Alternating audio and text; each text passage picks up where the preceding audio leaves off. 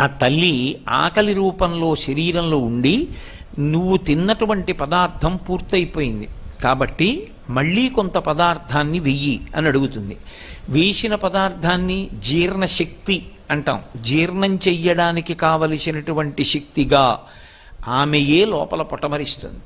ఒకడికి ఉపన్యాస శక్తిగా, ఒకరికి పాట పాడే శక్తిగా, ఒకరి యందు ఒక మంచి వాద్యాన్ని మ్రోగించగలిగినటువంటి శక్తిగా, ఒకరి యందు కార్యాన్ని దక్షతతో నిర్వహించగలిగినటువంటి శక్తిగా ఆవిడ ప్రచోదనమవుతుంది. ప్రచోదనమై ఆమె ఆయన చేత ఆ కార్యాన్ని సాధింపచేసి ఆయన ఆ కార్యాన్ని సాధించాడు అనేటటువంటి కీర్తిని కట్టపెడుతుంది. అందుకే యశస్విని అని పేరు.